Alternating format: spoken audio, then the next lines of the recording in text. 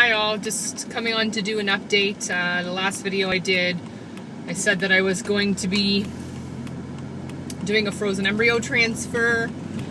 So that happened on June 11th. We had the transfer, everything went well. I was pregnant. I'm going to try to talk about this without getting really upset. So basically last week I went for a blood test to see whether or not I was pregnant. I was having pretty much every symptom I had had with my son, so the week before that even. So I had taken three at-home pregnancy tests, and they kept getting darker. So we were very, very, very excited and hopeful and scared and everything all at the same time. So anyways, last Tuesday, a week ago yesterday, I went in for my blood test, and I got a phone call that day saying that my beta level was 91. For those of you who aren't familiar with it, that can be a good number. But I can only compare it to what my son's beta level was. For him, it was 240 for the first test. So I knew it was low for me. We were very, very hopeful because sometimes with frozen embryo transfers, the first beta number is lower than what it would be from a fresh transfer, like right after the retrieval and everything. So anyways, we were very cautious after we heard that number. Then I started to freak out, to be quite honest. Then things just went downhill.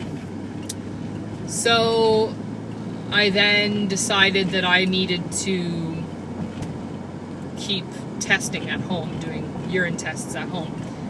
And the home pregnancy tests kept getting lighter. So I already basically knew in my head that I was going to miscarry. I was six weeks pregnant, and I miscarried.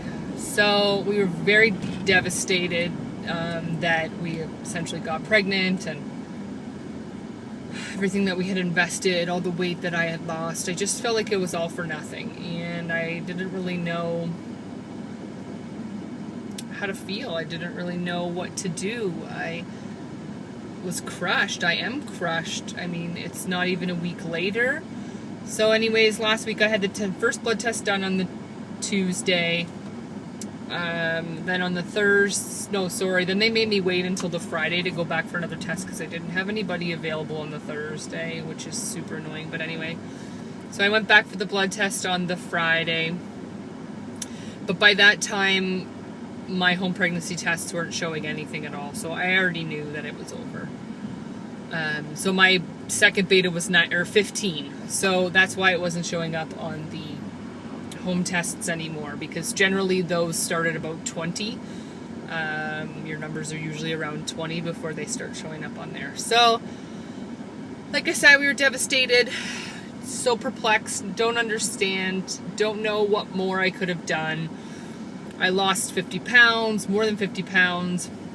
I exercised. I did everything I needed to do to get my body ready. I did inner lipids this time. I mean, I did everything. I mean, I went above and beyond. So I'm still having a hard time rationalizing it all. Being that I knew that my pregnancy was over, even though I hadn't actually physically started to miscarry yet, but I knew it was a matter of time. I joined back on Weight Watchers for another 20 weeks because I knew that if I didn't, I was going to gain a bunch of weight because I was eating whatever I wanted. I was upset, and I'm a very emotional eater. I either spend money or eat food to get rid of stress, anxiety, whatever. I don't have any money. We are so strapped for money at this point that, I mean, we've maxed out everything we have. We've done it to ourselves. It's all choice, and I understand that. I'm not asking for pity. I'm just explaining our situation. We're 100% broke. We are 100% devastated. My son, who will be 5 soon, is constantly asking about when he can have a sibling.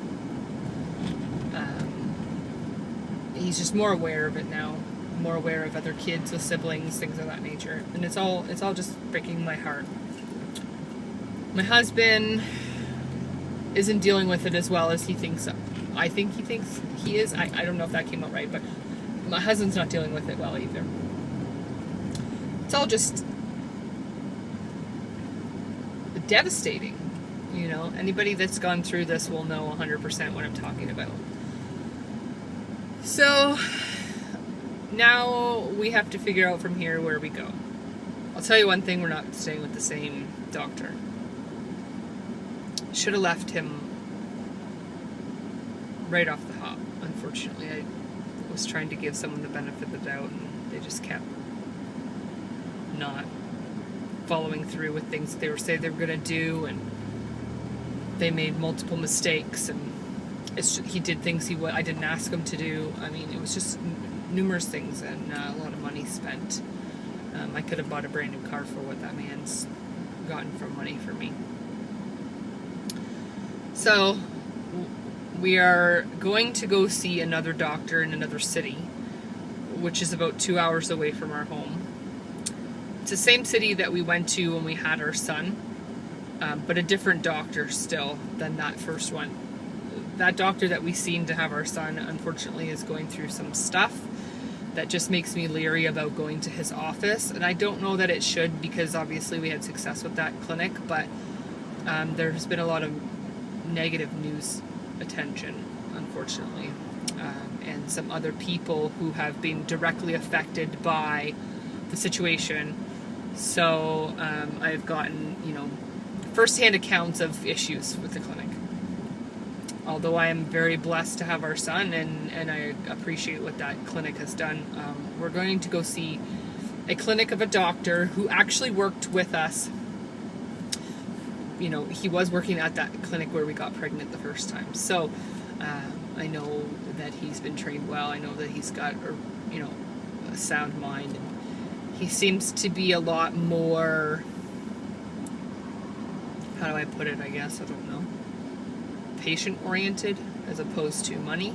And I'm pretty sure that the current doctor I have is pretty money-oriented, because I don't know how else to explain it. I mean, if you knew the situation, you would understand. So on July 31st, we're going to see this other doctor. Means more time off work. My boss, I'm sure, is not going to be 100% pleased, but what do I do? We're not making any decisions, my husband and I. We're just going to see this doctor and going from there. I can't not, because I can't close a book to something that I don't even know what the next chapter is about. Do you know what I mean? So my weight loss journey continues. I'm hoping to lose another 30 pounds. That would put me at a healthy BMI. I'm already feeling really great about myself, but I definitely still have a lot of weight in my tummy. I think once that's gone, I'm going to feel absolutely fabulous about myself. And I haven't weighed that weight since I was in grade 12, probably. Even at my prom, I had a little bit of a belly, I guess, but... So, our journey continues with fertility and weight loss. I'm not sure if I'm going to continue to document my weight loss portion. I don't even know if anybody's watching these videos at this point. I know a few of you comment, and I really do appreciate that. And I'm sorry I don't respond, but sometimes don't want to respond with an emotionally charged response, and I don't know. It's just hard. So that's my update for now. If you would like to get updates about my weight loss, let me know.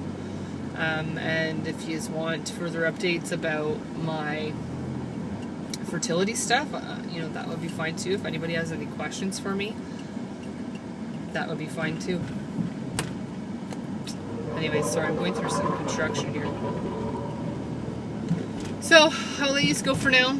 home to my husband and my son, whom I love dearly, and I'm going to enjoy the rest of the evening with them. Take care.